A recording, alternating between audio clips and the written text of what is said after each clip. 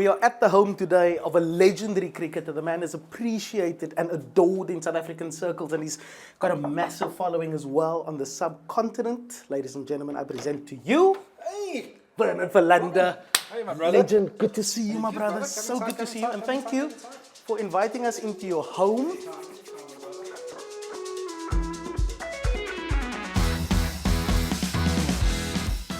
Vernon Philander, South African all-rounder, international cricketing superstar.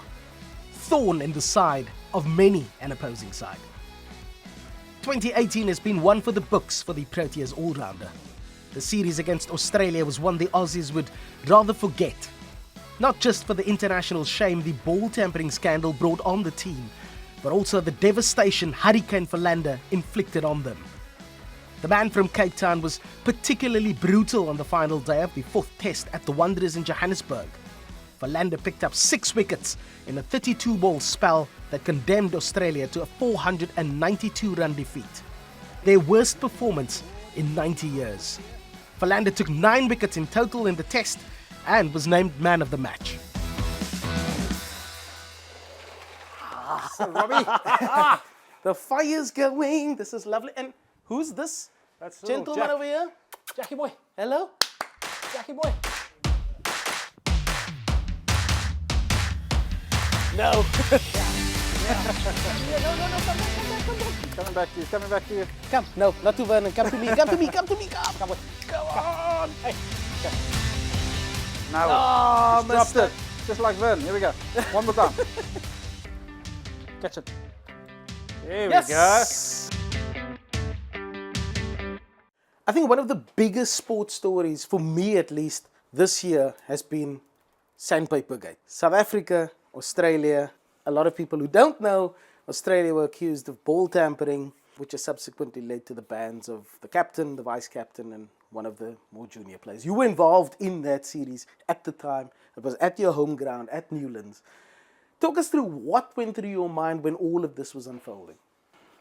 Yeah, look, I think as sportsmen, I mean, we were pretty much shocked, obviously, when we saw the whole thing unraveled. I mean, it's a tough one, you can't really pass judgment on what had happened. But yeah, look, I mean, as sports people, and we were pretty shocked as to what had obviously transpired. And yeah, look, I think it's obviously not good for the game. But at the end of the day, the whole thing has been dealt with, and we need to move on.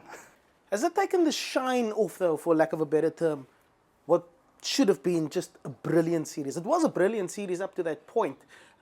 Bit of ill-tempered, kind of on and off the pitch. But did it, for you, take the shine off that series? Yeah, absolutely. I think that whole scenario and situation really, took the whole. Like, I mean, there were guys that performed brilliantly. Pat Cummins bowled brilliantly. KG had an unbelievable series. AB had an unbelievable series with bat too. So yeah, I think if you look back at things now, I mean, it will always be remembered for the sandpaper incident rather than the brilliant cricket that had been played throughout the series.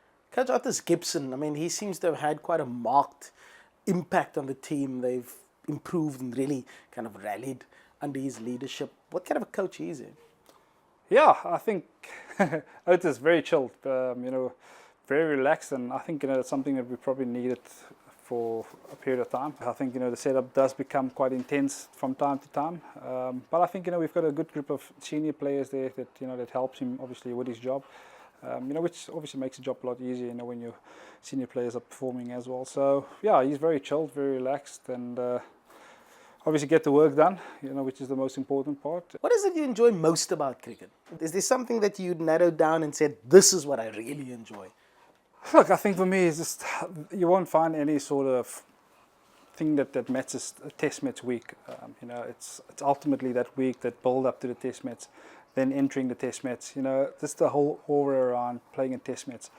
There's nothing more special than that. I can tell you now, for probably 8 days of that week, that's when the pressure starts. That's when your adrenaline starts. Your adrenaline starts way before the test match even started. So there is just nothing better than getting up, when it comes test match week, to get fired up for the test match. So yeah, I mean, it's just, being a part of a test squad, being a part of that whole aura, the whole adrenaline thing, yeah, there's nothing better than that. So that gets me going each and every single time there's a test match for South Africa. What do you say to people who say that Test cricket is dead? Because the limited overs, and especially T20, the fast cricket, has become quite a sensation the world over. But Test cricket is still has its part to play in the big game. So how? Look, I think for me as an old-time cricket fan, there's only one format. You'll get judged by the amount of Test cricket that you've played and how well you've played Test cricket. It's a bit like, you know, in modern day life. We live a life where everything happened instantaneously. I mean, you ask a kid now to look something up, he goes into Google and 5 seconds later he's got an answer for you. Whereas you and I had to go to the library to go through that whole process of actually finding an answer. So I think, look, I mean, times has changed. You can't deny kids and, you know, younger guys growing up. T20 is the way to go. I mean, there's a lot more money. It's shorter. You're away from home shorter times of the year. So, I mean, yeah, you know, from the money aspect, yeah. But the purest form of cricket will always remain Test cricket. All right, I'm very excited about the braai. And for people who don't know, braai is barbecue by international standards. In South Africa, it's just called the braai. So I'm very excited about Vernon braaiing for us. Before we go there, I believe you're quite a chef these days. Listen, I don't just do sports presenting. I am a bit of a food fundi, for also lack of a better term. I do like to cook, and I want to cook something for you a little bit later. Cool. So let's head off to the let's kitchen and let's go make the magic happen. Let's do that. Let's do that. Let's get our cook on.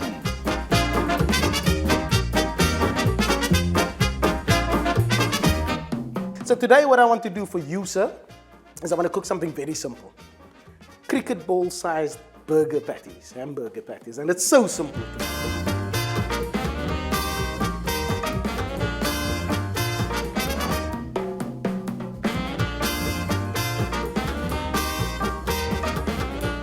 I'd give him 2 out of 10 for that.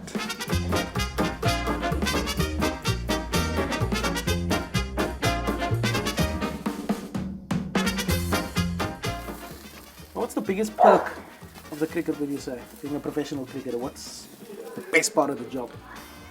Well, I think for me it's obviously meeting people, meeting a lot of interesting people. You get to travel the world, and you get to do what you love. You know, I think that's probably the biggest out of lot. That you get to wake up every morning and do what you love doing, and it's not many people that have that as a day job. You know, so that for me is probably what stands out most.